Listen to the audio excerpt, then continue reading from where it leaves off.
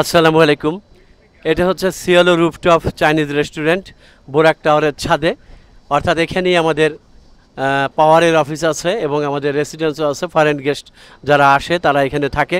তো এখানে চাইনিজ রেস্টুরেন্টটা অত্যন্ত সুন্দর। ভাবছি এখানে আমাদের সাহিত্য সভা করা যেতে পারে।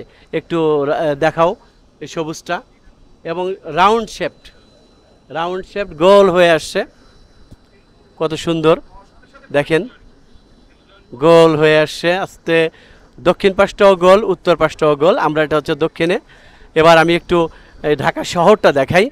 ঢাকা শহরের অনেক অংশ দেখা যাবে। দেখেন, এই হচ্ছে বোরাক টাওয়ারের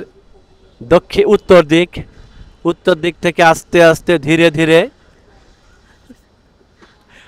ধীরে আমরা চলে আসছি দক্ষিণ দিকে। এ হচ্ছে পশ্চিম, উত্তর থেকে পশ্চিমে আস্তে আস্তে চলে আসছি, আস্তে আস্তে দক্ষিণে আমরা চলে আসছি।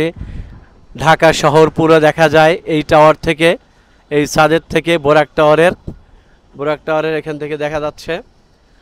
আমরা এখানে ভীষণ খুশি যে এই জায়গাটা আসলে আপনাদের দেখানো দরকার ছিল, তাই আমি দেখাতে পারলাম। দেখেন, আমরা অনেক উঁচু থেকে আর একটা বিল্ডিংয়ের ছাদের ছবি তুলছি।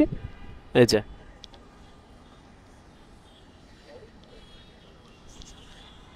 এই হচ্ছে আমাদের কলিগ তাহের।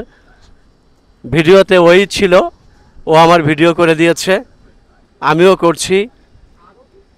খুব জেন্টলম্যান।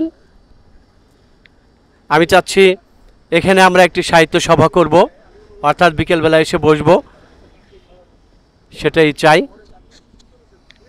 এবং এখানে সাহিত্য সভা করলে যারা আসবেন তারা অন্যরকম আনন্দে উদ্বেলিত হবেন, কারণ ঢাকা শহরের চতুর্দিকটা দেখতে পারবেন রাউন্ড, এবং এই সবুজ চত্বর এখানে অনেক ভালো লাগবে। সিওলো রুফটপ চাইনিজ রেস্টুরেন্ট, এবং আমাদের এখানে একটি পাওয়ার কোম্পানি অর্থাৎ আদানি পাওয়ার লিমিটেডের অফিস আছে। সেখানেই আমরা এখানে বসতে পারবো। অফিসে এসে তারপরে এখানে আমরা সাহিত্য সভা করতে পারবো, সে আশা রাখি। আপনাদেরকে আমি পরে জানাবো কবে আমরা, কোন শনিবারে, অর্থাৎ তৃতীয় শনিবার, প্রতি মাসের তৃতীয় শনিবার বাংলাদেশ লেখক সমিতির অথবা অন্য কোনো অনুষ্ঠান এখানে করবো ইনশাআল্লাহ। তাহলে আমি বিদায় নিচ্ছি পরিবাগের বোরাক টাওয়ারের ছাদ থেকে। রবিউল মাশরাফি। আসসালামু আলাইকুম।